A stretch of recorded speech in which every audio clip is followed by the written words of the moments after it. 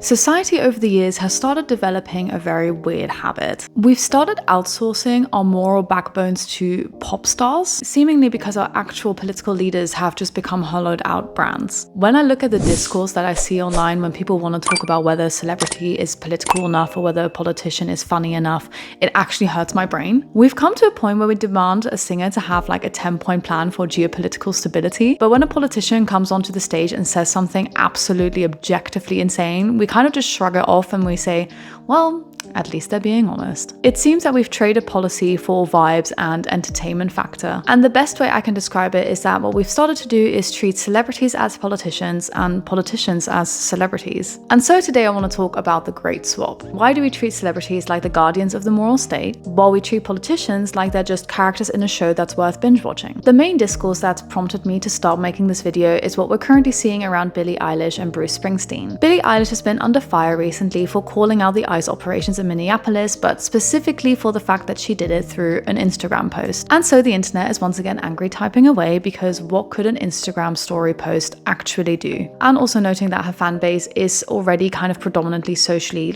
aware with these conflicts, and so really her voicing her opinion isn't going to sway anyone. This is actually insane to me, because if you haven't been paying attention, Billie Eilish has been very outspoken for a very long time. She recently used her platform to actively call out billionaires in the room for not using their money for good. I'd say if you have money, it would be great to use it for good things and maybe give it to some people that need it. If you're a billionaire, why are you a billionaire? She literally has a song TV where she comments on current social activities and points out the overturning of Roe v. Wade. And she's one of the only artists who I've seen consistently from the beginning of her career talk about the environmental sustainability of her shows and of music, and just in general what we can do to make sure the planet doesn't go to the absolute shits. Now, do I think we get to a point where Billie Eilish is going to give up everything she's built for herself to become more and more politically active?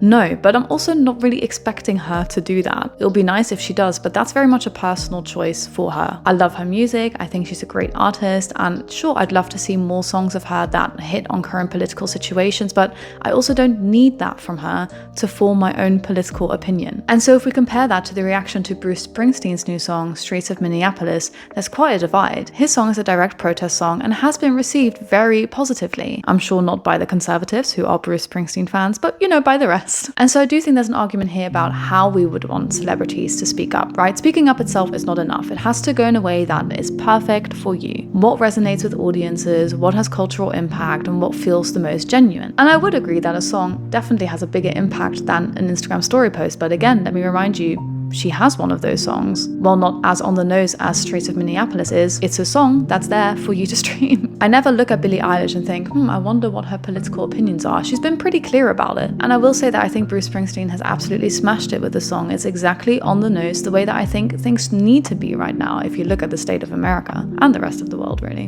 But that being said, why do we give the legacy artist a pass, but put the young female artist through a microscopic audit? More importantly though, why are we so up in arms about whether Billie Eilish is political enough for you, and not about what's actually going on in the world and whether your local politicians are or what they aren't doing about the situation? Like I said earlier, I don't need Billie Eilish to guide me politically. I do think there's space for saying, if I notice that someone I really look up to or whose music I listen to frequently and hence give money to voices opinions, Nicki Minaj, that I really can't agree with, I will remove myself from that fan base. And I also understand part of the argument of silence equals being complicit, but it's really just not that black or white. And especially for someone like Billie Eilish, who has been so vocal, this current situation that's unfolding absolutely blows my mind. Then there's the Jacob Elordi of it all. This absolutely kills me. There's this weird discourse about him being performative, and I guess the main reason for this is because he carries books and likes to talk about the fact he likes to read, and someone that looks like him could definitely never be like that, right? Sorry? Now don't get me wrong, I'm not like the biggest Jacob Elordi fan or anything, but when I see this discourse, again, I'm like, what are we doing? What are we wasting our time on here? It's like the internet's collectively decided that since he's the internet boyfriend, he should just be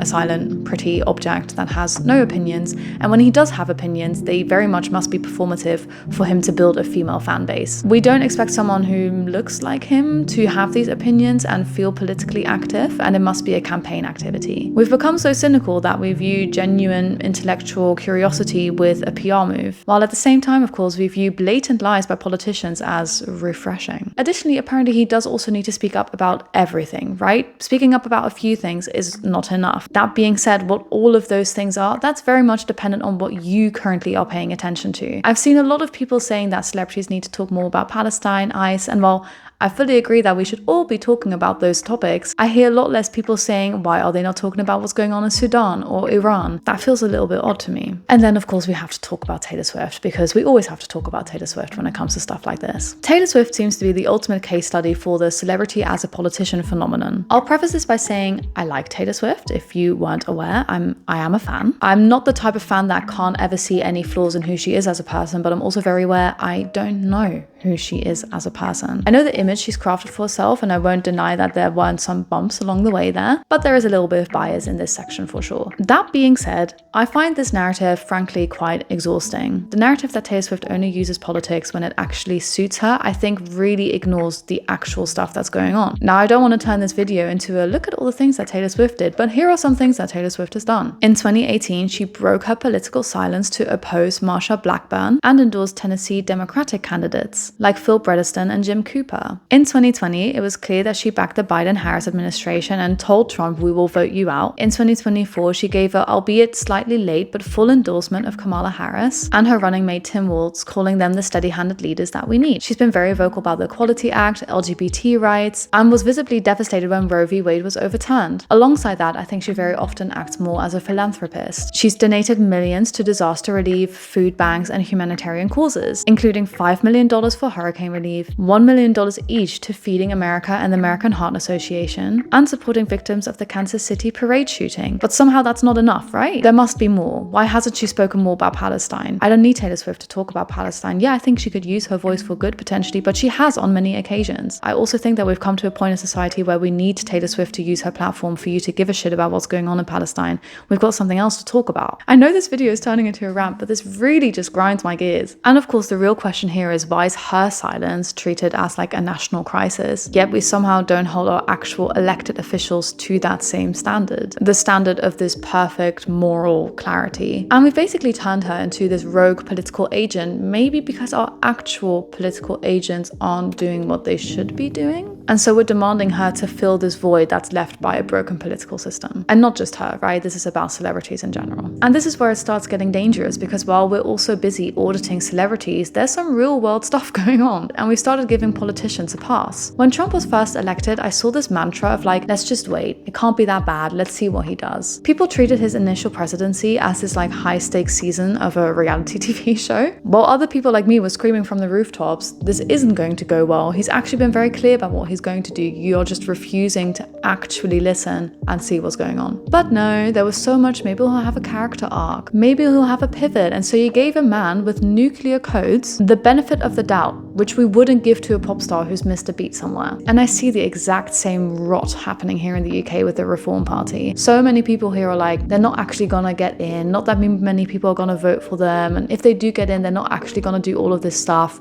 Why is this still your thought process? And again, people find it exciting and refreshing. It's so fun to open TikTok and see the latest stuff that Trump is saying, or that now Nigel Farage is saying, or any other right-leaning parties in Europe at the moment. And we can trace this phenomenon of treating politicians like celebrities all the way back to 2015 when Ed Miliband lost the election here, not because of a housing policy or foreign affairs policy, but because he ate a sandwich the wrong way. Ed Miliband is not a male model and he looks goofy, and so the people were like, you know what, we can't have someone like that lead this country. And so we got David Cameron, which I have a lot to say about, but it can all really be summarized in the word Brexit. And let me remind you, this isn't Netflix, this is real life. These are real people whose lives are being torn apart by political policy that's currently being enforced. Let's see is the luxury of people who aren't being targeted by said policies. I'm not informed enough to vote is the attitude of absolute privilege, which runs so deep in a country like the UK where the entire social system is based on class divide. And so I've mentioned it in the video a little bit, but I want to touch on this refreshing label that people are giving these absolutely insane speeches by Trump. People say, well, at least he's saying what I'm thinking. At least he's honest. Honest? The man's got lies flying out of his ass. And it's the most dangerous lie in modern politics of all. He's not saying what you're thinking. He's lying to you. But because he does it with his charisma and it's so funny, and sometimes he mumbles and he misses his words, and oh my god, is he wearing concealer on his hands or not? We call it honesty and it's become entertainment. Because Donald Trump makes it very easy for us to make funny memes of him, we've traded accountability for said entertainment value. And you know what the worst part in my opinion is? Both parties are doing this. If we look at their TikTok accounts, you've got the Republican Party, absolute insanity, posting ASMR videos of detention camps, but we've also got the Democratic Party posting meme videos of Donald Trump in a misplaced attempt to engage the younger voter base, not realizing apparently that it's turned politics into an absolute comedy spectacle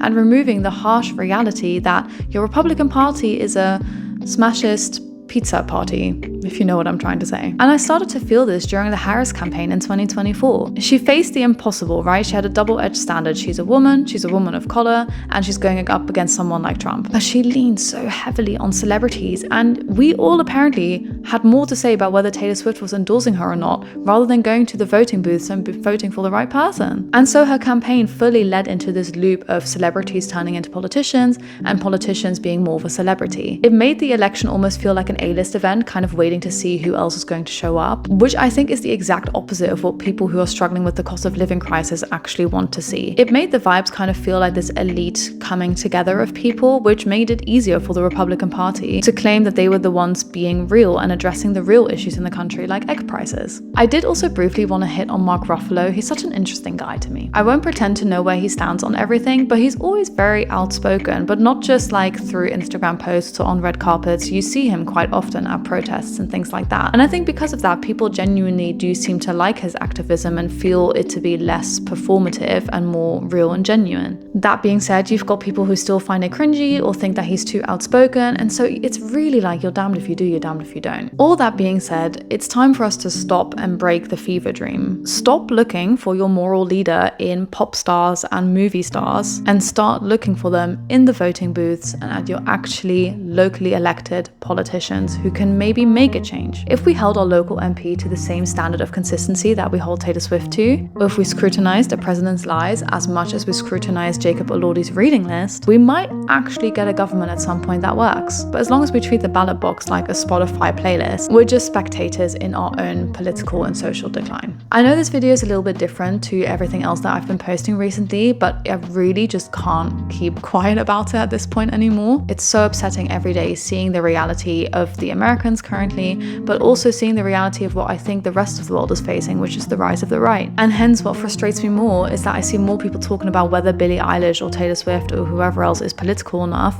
and I see them talking a lot less about what Donald Trump is actually saying that he's going to do, or what Nigel Farage is actually doing, or what Keir Starmer is doing. And I'd much rather talk about that than discuss whether Charlie XCX should make a political statement at some point. What do you think? Do you agree? Do you disagree? I know it's a very nuanced conversation. I know it's not black and white. I fully hear you that people that have a big platform should use it for the good. And while I do agree, again, I don't think that I need them to do that to be able to form my own political opinion and stand on the right side of history. But maybe that's just me. I'll see you in the next one.